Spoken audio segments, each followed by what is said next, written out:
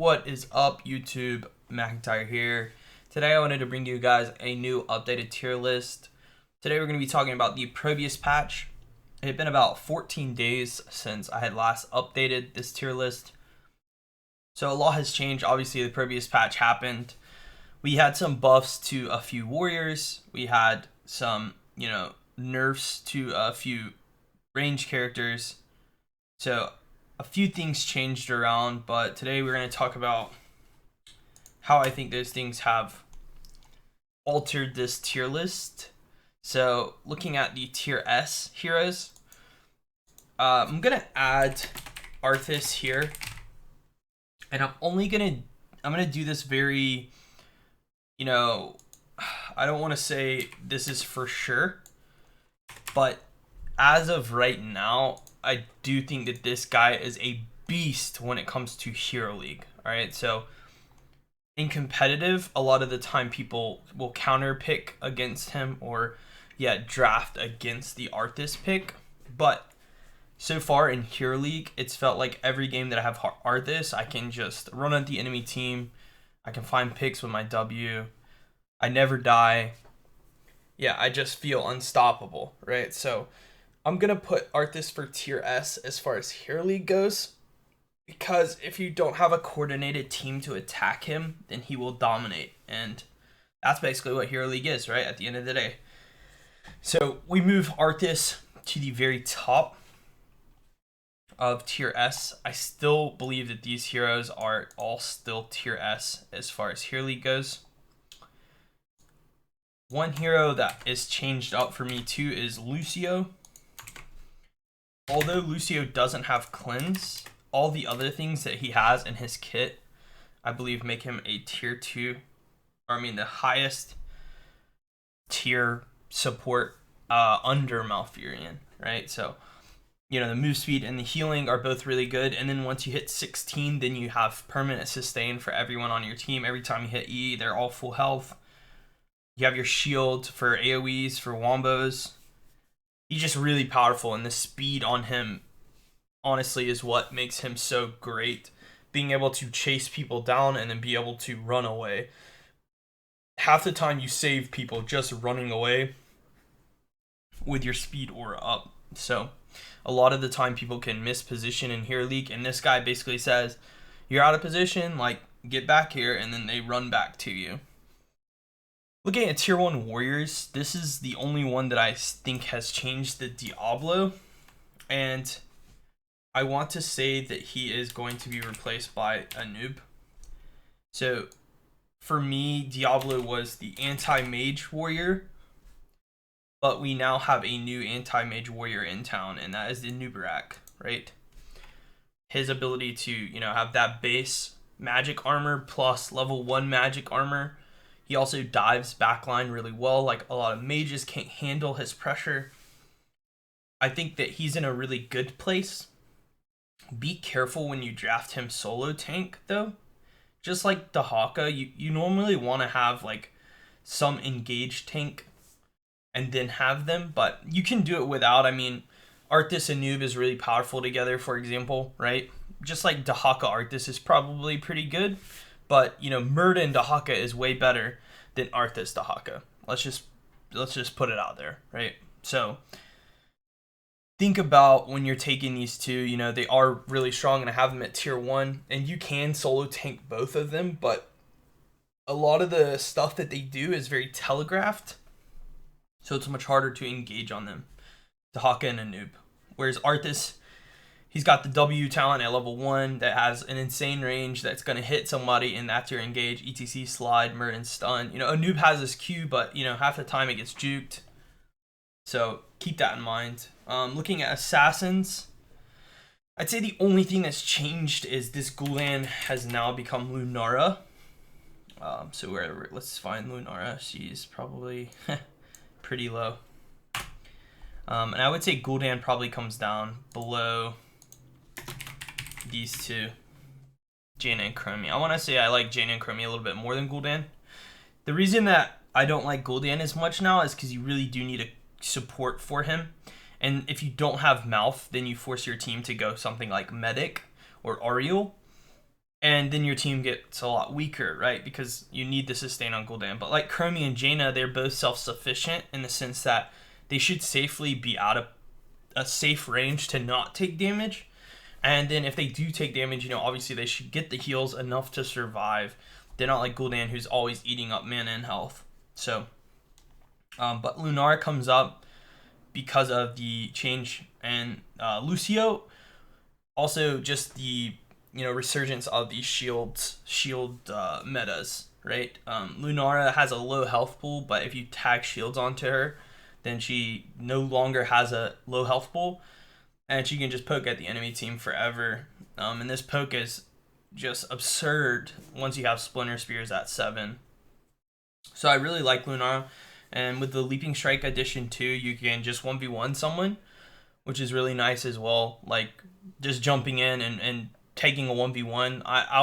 I've been doing like, I'll dive towers even. Like let's say someone's at a keep and my minion wave's there, and I have one of my teammates there and that person's by themselves, I'll jump over the fort and get the spear on them and then slow them, and then now we run that person down, So I honestly think Lunara is, after watching the Eastern Clash, I'm not gonna lie, like I kind of stole this from the Asian meta, but watching her in action in the comps and the drafts and how they were playing her, it was like, wow, this character is basically Vala at 16, but you get it at level 7.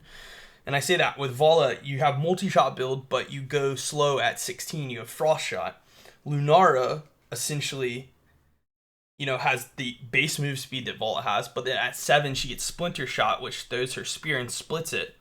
But when you hit all those people and you reactivate your W, you get a slow on all of them, just like Frost Shot would, right? So you have the base move speed that Vala has with the level 1 talent, right? You have the AoE. Your wave clear is a little bit weaker, but your 1v1's just as good. So think of them the exact same way. That was what this Eastern Clash kind of opened my eyes up to, is Vala and Lunara are a lot the same. They just, Vala has more burst, whereas Lunara has more sustained damage. I don't think any more of the assassins change though. The assassins all look pretty good. I mean, this is probably how I would draft. I mean, for me personally, I've been playing a lot more Greymane, and Li Ming kind of hurts if the other team takes a Nubarak. So maybe the Li Ming comes down just a little bit, like probably behind the Lunara, something like that. But you have to take in consideration, like, Li Ming does get resets, and that's always been her selling point. And in Hero League, if you get the reset, you can get aces left and right. So yeah, this looks pretty good for all the tier 1s. I like how that's looking.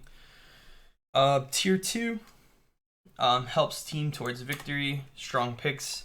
These are just all your like tech picks and stuff like that, right? Like none of these are. I mean, the only one that I would say is pretty consistent is Zarya. But you have to be careful when you take Zarya in Hero League, especially because a lot of the time people will like make you solo tank or something, or they'll take like Artanis, and you have Artanis Zarya, you have no engage. So you gotta be careful of that. But I mean, Zarya is really powerful. I still think Varian Tank can be good in Hero League, especially. You still can taunt. You have the W. You take no damage at 4, and then you take all the W talents, and you just can just smack people and overpower them over and over. Artanis still beats Dragon Lane. You can still find swaps on him to win games. Tyrael, although he got really nerfed, I still think like he has a place in Hero League. He does a lot of damage for a warrior. His Sank can be used to save people, and like losing imposing was terrible, but they did fix like the Q thing. Like you can throw Q outside of max range, and that will actually help a lot of Tyrael players out. So I think he's still good. And then, Diablo is the same sort of way. He has his place. If you use him correctly, then he can be really powerful. These are just all the ranged that you take later on in draft, right? These are not like first pick priority range. They're like, this range is good against their comp sort of thing, or this range is good with our comp. Same with the specialist, Hammer, Sylph, Zebo. All like I would say Zebo might even potentially be tier 1 still. I'll move him up there. I have really mixed feelings with Zebo. He can be really powerful some games and he can be really weak. For me, the thing with him is it depends on your comp. If your comp is right for Zebo, then you can take him. He is a dominant solo laner. He dominates like most of the top tier solos, like Rag and Dahaka, stuff like that. So, you can take him to win the solo lane. The only problem is then you lose out on stacks. But on maps like, Tomb of the Spider Queen and even Dragonshire, I think Zebo is incredibly powerful. But maps like Towers of Doom, maybe, he gets a little bit weaker. He can still just solo people. He still wins 2v1s. So, if you can get good at him, then play him. Supports tasks. I mean, he should probably be tier 1. I worry playing tasks in Hero League, though, because sometimes people are really bad at, knowing that you have the shield. But with that said, like, you do have Archon, and at 20 you get permanent Archon, so you can just shield yourself and ignore your teammates, and you'll probably be able to carry. So keep that in mind. I mean, Tass also has Storm. You can just go Storm talents in Hero League. I would probably do that anyways. Just wave clear. And that wave clear you provide most of the time will be enough to help your team win. So remember, like, if you take Storm talents and you storm waves for your team, you're winning, essentially, because you're providing wave clear that the team probably doesn't have. You probably have, like, a Nova, a Varian, and a Monk or something, right? And then you have no wave clear. So taking tasks, you would provide that wave clear, plus some sort of defensive cooldowns on top of the Archon. Then we have, like, our, these are specialist supports, you can call them. If you need the global, Brightwing. If you need Insane Sustain, Medic. If you have a generator, Ariel. And then we have Lily, just because people will get upset if I put her tier 3, because there are high win rates with her. So now we have tier 3. These are strong if you play them right. I would say these are the one-trick heroes. I always say that with these heroes, but basically it's true. These characters are the weaker characters, but you have one tricks out there that just play these characters every single game, and they get really good at them, and then they seem good. But the truth of it is, they're not that strong. Like, they're stronger picks, right? But if you play these guys correctly, a lot of the time it punishes people because you have player A who's really good at playing Gazlo, right? And you have player B who never plays against Gazlo, so he doesn't know how to. And so player A beats player B because he knows he's played 3,000 games of Gazlo. And you're like, what's wrong with this person? Is he a human being? Is he normal? And no, he's not, because he's just played 3,000 games of Gazlo. But as player B, you're playing 10 games of every hero.